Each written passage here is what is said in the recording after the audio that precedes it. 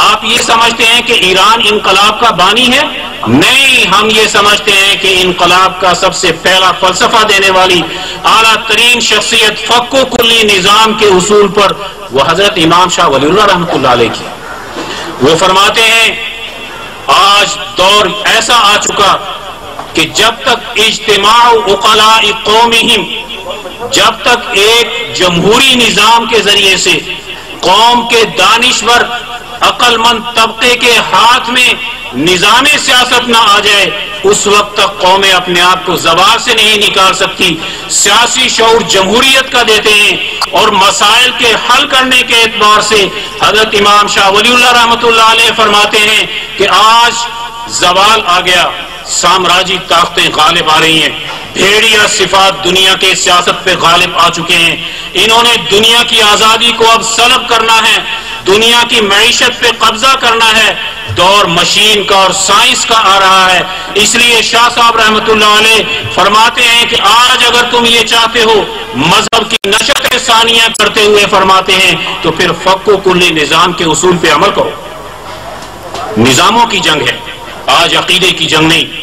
جو یہ سمجھتا ہے عقیدے کی جنگ ہے وہ غلط فہمی کا شکار ہے۔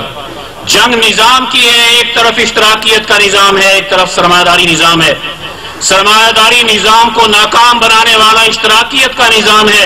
ان کی آپس میں جنگ ہے تو معاشی نظام کی ہے۔ دہریہ ہونے میں نہ روس میں کوئی فرق ہے نہ امریکہ میں کوئی فرق ہے۔ پورا یورپ بمائے روس کے 15ویں 16ویں صدی میں دہریہ بن چکا تھا جب اس نے مذہب کو افیون کہہ کے اپنی مملکتوں سے نکال دیا تھا۔ اس لیے ہم یہ کہیں جی روس دہریہ ہے اور امریکہ دہریہ نہیں ہے، یہ حقیقت میں ہماری غلط فہمی کا نتیجہ ہے۔ میرے عزیز دوستو، ہم یہ سمجھتے ہیں کہ دہریت میں دونوں برابر ہیں، ان کا مقابلہ ہے تو نظاموں کے اعتبار سے ہے۔ آج جس نے دین اسلام کو بطور معاشی نظام کے ان دونوں سے ممتاز حیثیت سے پیش کر دیا، وہ آج دنیا میں غالب آ سکتا ہے، اس کو زوال سے نکال سکتا ہے، وہ دنیا کو عروج کی طرف لے کر جا سکتا ہے۔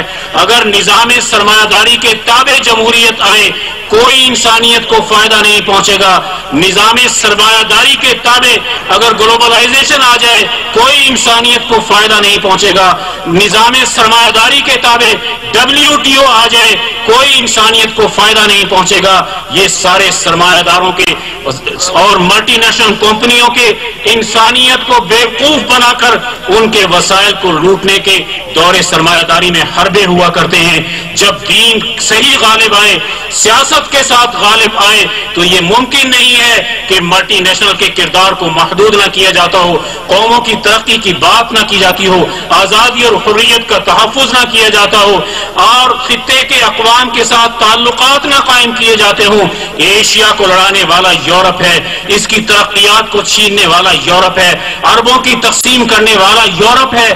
آج جب تک ہم اس طاقت سے آزادی حاصل کر کے اپنے اندر اتحاد اور اتفاق نہیں پیدا کرتے، سیاسی شعور کے ذریعے سے آگے نہیں بڑھتے، عقیدے کی جنگوں سے نہیں نکلتے، آپس کی لڑائیوں سے نہیں نکلتے اور اعلیٰ درجے کی انسانیت کی سوچ بنا کر ہم آگے نہیں بڑھتے تو آج ہم دنیا کو زوال سے نہیں نکال سکتے، ہم صحیح مقام حاصل نہیں کر سکتے۔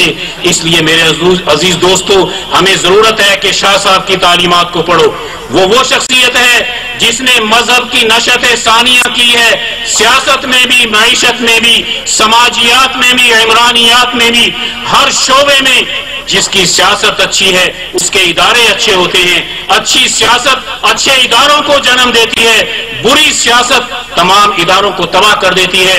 سپریم ادارہ پارلیمنٹ ہوتا ہے، اگر پارلیمنٹ میں بیٹھنے والا قانون سازی کی اہلیت نہیں رکھتا، وہ جاگیردار ہے، وہ صنعت کار ہے، وہ کوئی اور وڈیرا ہے، اس کو پتہ نہیں ہے کہ عوام کے حق میں میں نے کیسے قانون سازی کرنی ہے اور عوامی مفاد میں کیسے میں نے فیصلے کرنے ہیں، وہ بیچارہ تو گٹر صاف کرنے سے آگے نہیں جاتا، گلیاں بنوانے سے آگے نہیں جاتا۔